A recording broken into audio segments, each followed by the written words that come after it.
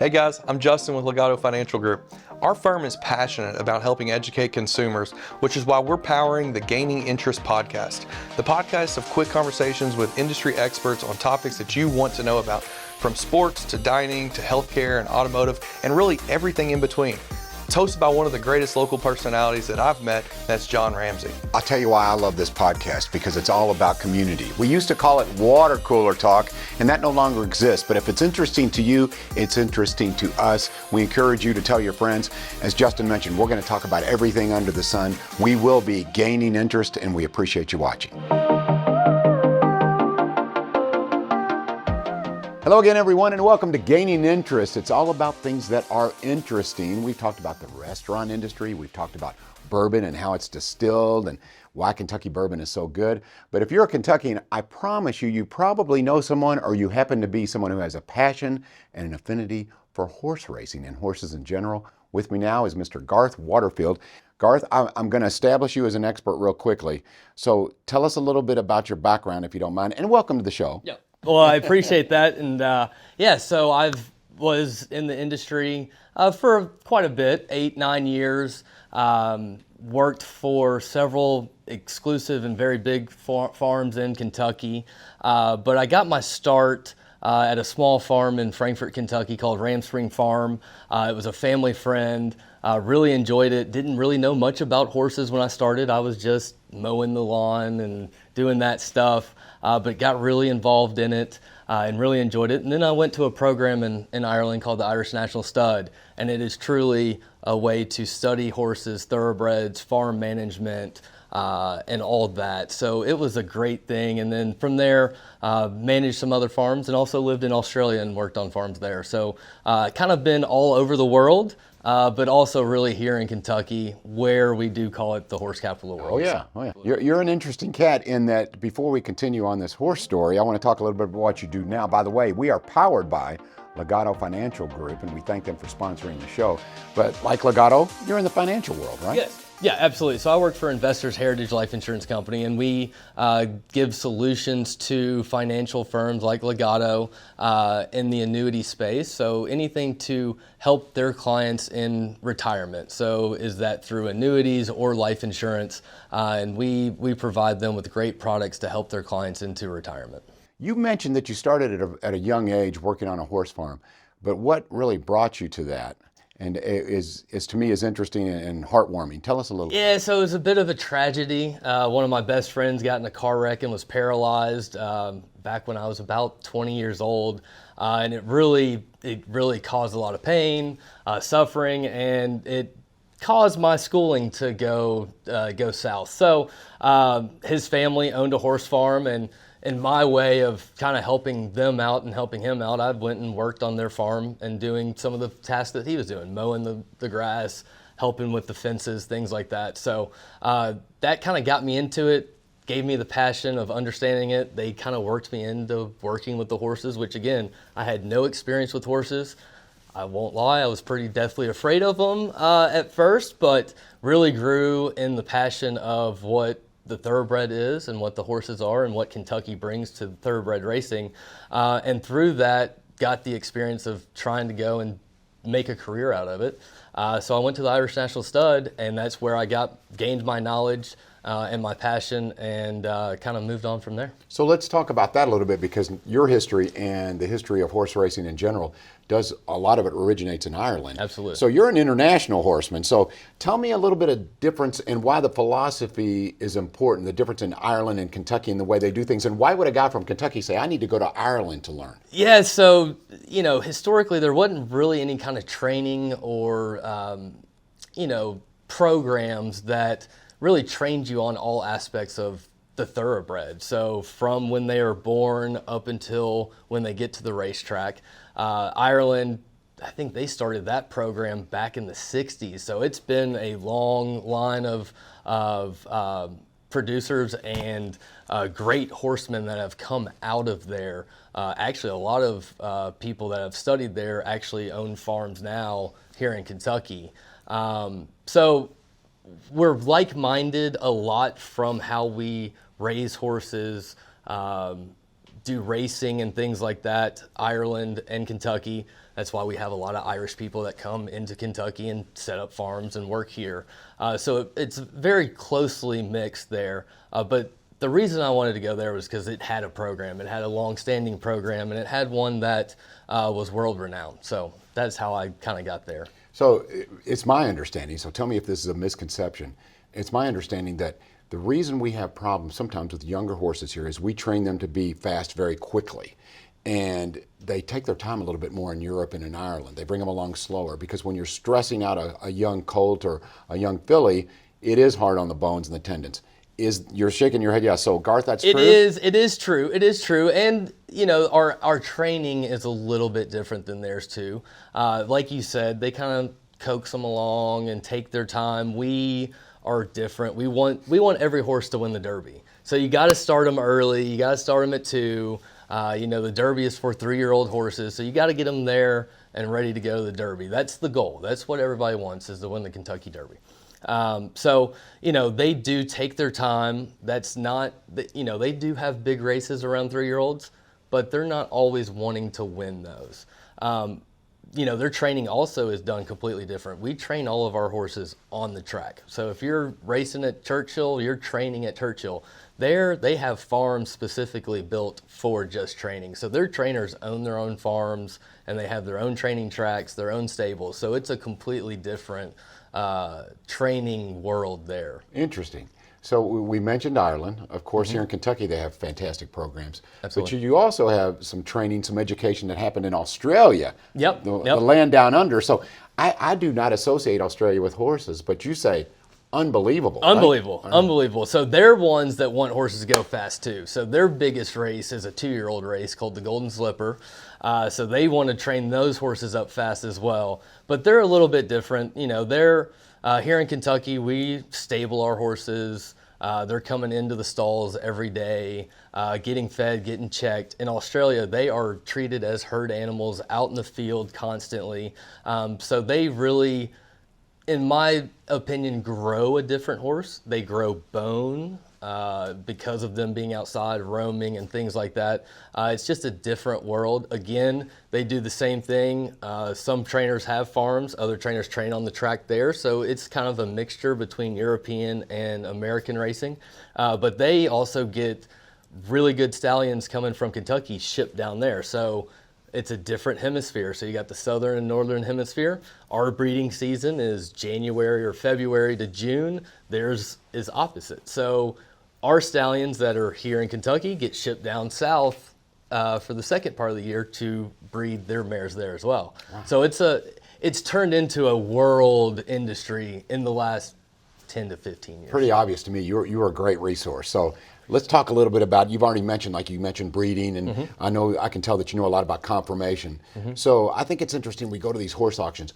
What does someone look for, like you, if you're looking to purchase a stallion or a filly, what do you look for in a horse other than conformation? Because to me, they're all beautiful animals. I look at someone who doesn't know and I go, wow, these are just beautiful animals. But there is slight differences, I would assume, that you're looking for. So what are you looking for? Absolutely. So, you know, as I always like to say it, you're looking for an athlete. Just like any other athlete in basketball, football, you want to look for an athletic type of horse. So, you know, every person that is trying to buy a horse is looking for something different. They have their own needs. They may say, if I'm an owner of a horse, I like running my horse's distance. I like running my horses on the turf. I like running sprint races. It also comes to the breeding. So the stallion is very conducive of producing a sprinter, a long runner, things like that. Also the mare. So there's a combination of bloodlines and things like that. But for me, it's always an athletic aspect. When you're at the sales, they will walk for you when you're there. So you're trying to see how athletic of a walk they have. You're trying to see the balance of the horse. Are they very balanced from front to back? Conformation on the front end. You know, are they toeing out, toeing in? Are their knees crooked? Are their ankles crooked? A lot of that. Also, mental capacity. Are they mentally there? Are they not space cadet looking all over the place, kind of freaking out?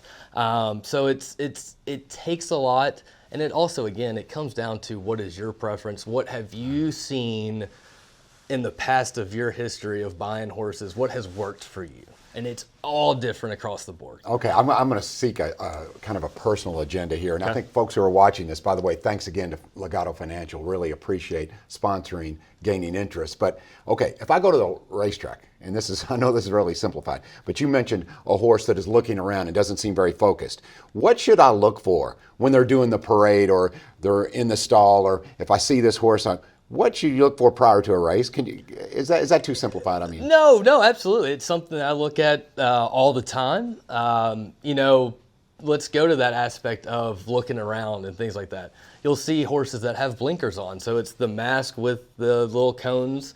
That really focuses a horse. So they're not looking left or right; they're focused straight ahead. So horses, because they're herd animals, they are, historically, predators are coming after them. So their vision can really look kind of behind them quite a bit, even when they're looking forward.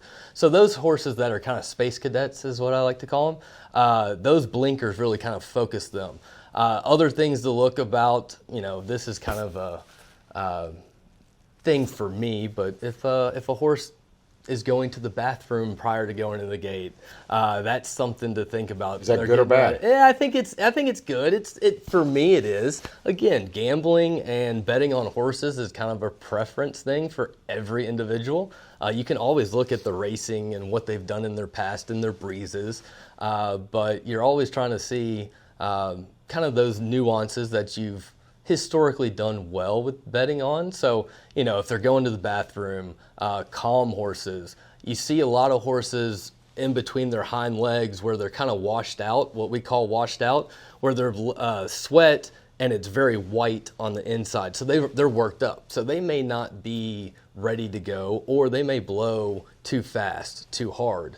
So they're already worn out. So the ones that aren't washed out, not too sweaty, things like that, it all can be something that you want to look at. Garth, the next time we talk, I'm taking notes. I'm going to do that. Okay, so for someone who goes to the track, there's a financial component, obviously, here. Absolutely. And I'm not good at it. But for someone who owns a horse or buys into a horse, there's a financial component. And you're the perfect guy to ask because you're in the financial world. Yeah, so yeah. so let's talk about it. I think the stereotypical thought process is no one makes money in horse racing. Obviously, they do. There's these horse farms that have existed forever, 200 years, and they're doing well. Someone's making money. So what separates those? Is it the knowledge, or is it they own certain stallions or lines, or how's it work? Yeah, I think across the board, I don't want to downplay it, but yeah, it's very tough to make money in the horse game. It is a gamble across the board. Your commercial breeders can make some money because they've got a lot more mares out there. They're breeding heavily. They're taking those horses to auction.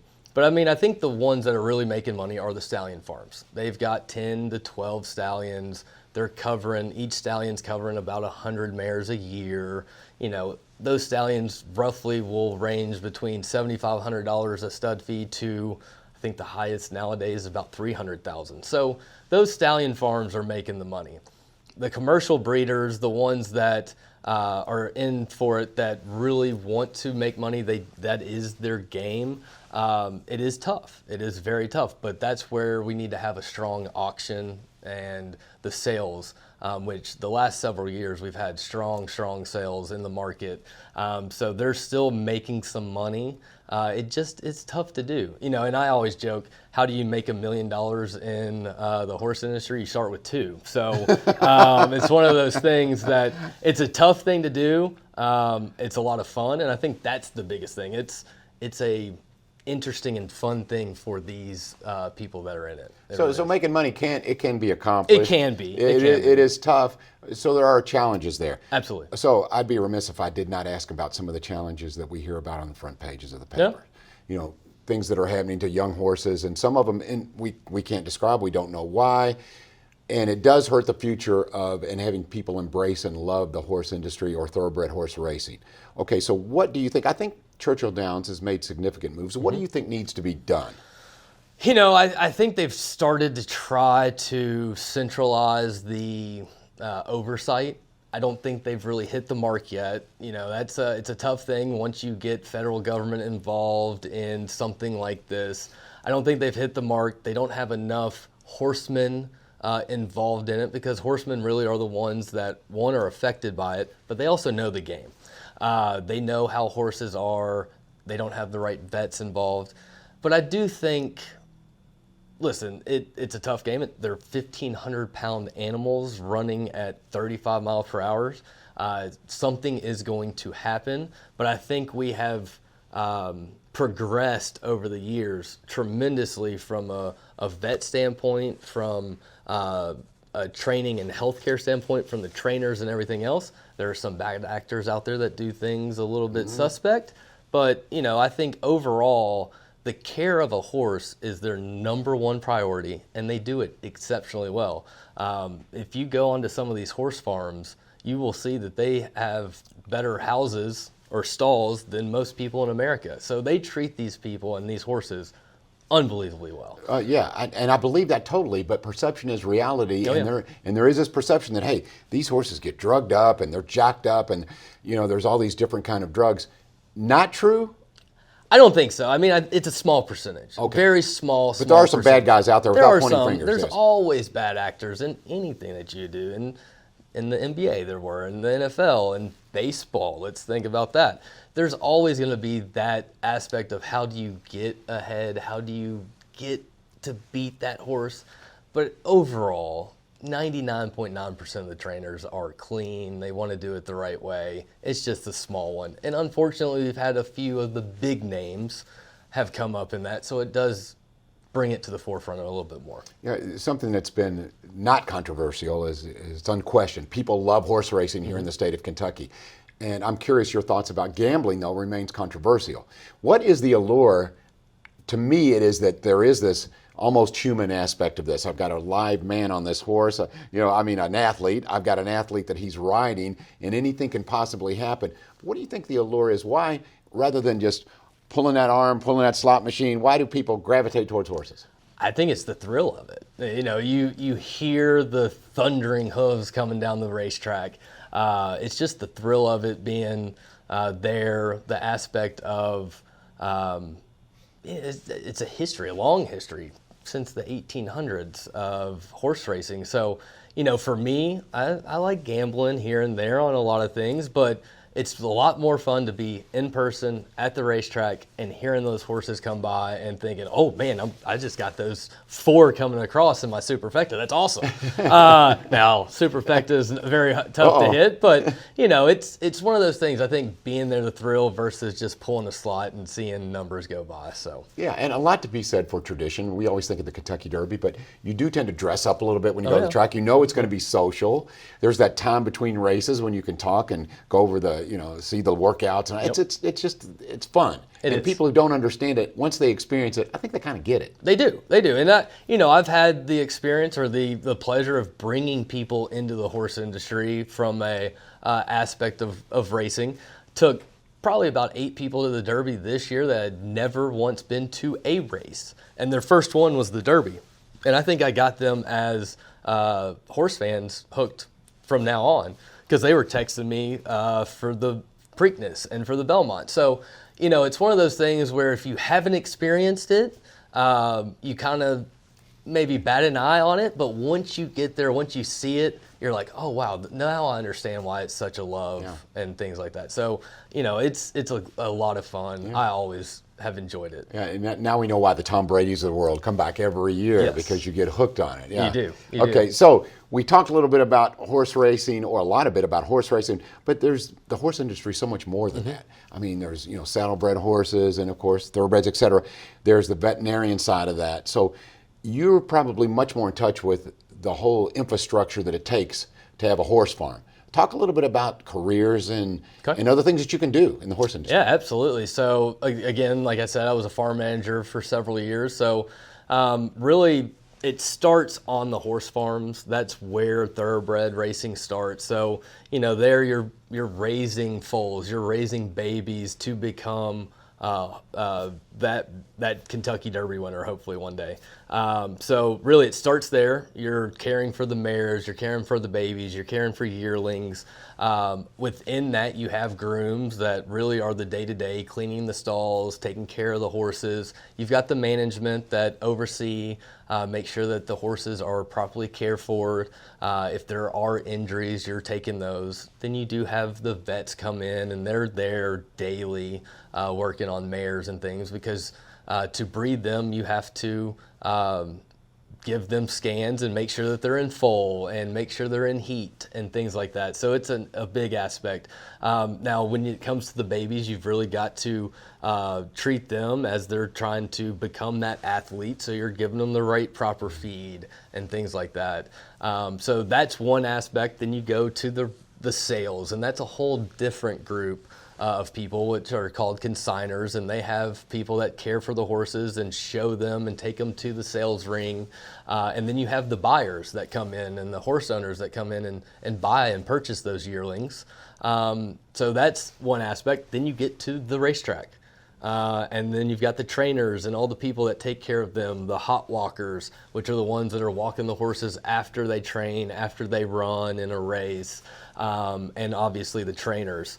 Then you've got, within that, you also have the people that care for the racetrack. So Keeneland and Churchill have all those guys that are driving tractors around and things like that. So there's a huge amount of people that it takes. And then after the racetrack, you go back to the farm. So your Kentucky Derby winners, your big-time male horses, your stallions go to the farm and they start breeding. And then those mares that raced on the racetrack, they come back to the farm and get bred to produce the next generation of horses. So it's a great aspect. And in Kentucky, we employ quite a lot of people around that industry. That's what I was going to say. So you've made it very apparent.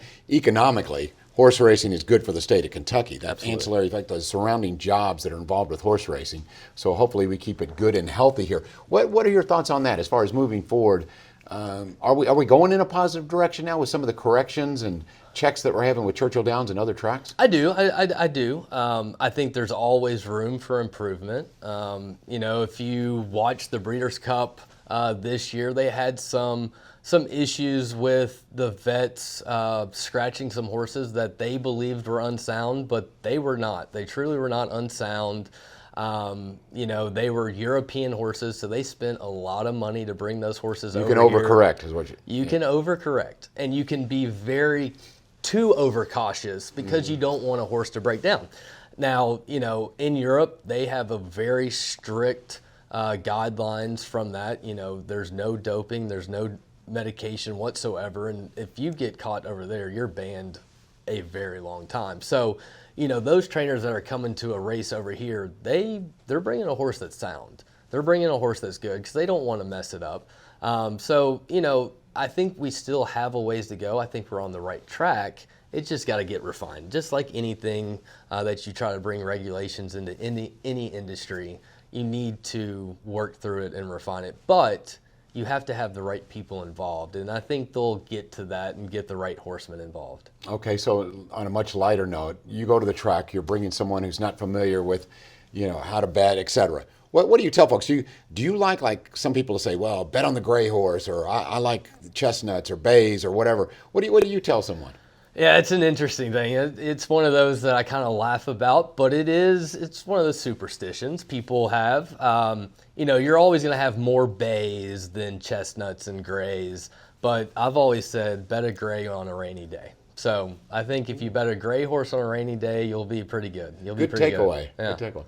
We haven't talked much about jockeys. How much, when you're looking at a horse, its breeding, its speed rating, all this stuff you're looking, how much do you look at the jockey and go, okay, this guy this is a good distance for him, or do you analyze that too, Garth? I don't analyze it from a distance standpoint, but I do analyze it as a jockey. I mean, there are the top-rated jockeys that Pat Day back in the day, Gary Stevens, Jerry Bailey. Those were always ones you wanted to bet. Nowadays, it's Ired Ortiz and a few others. So, jockeys are on the good horses, the ones that are on the good horses are on them for a good reason, because they win races, they know how to ride a horse.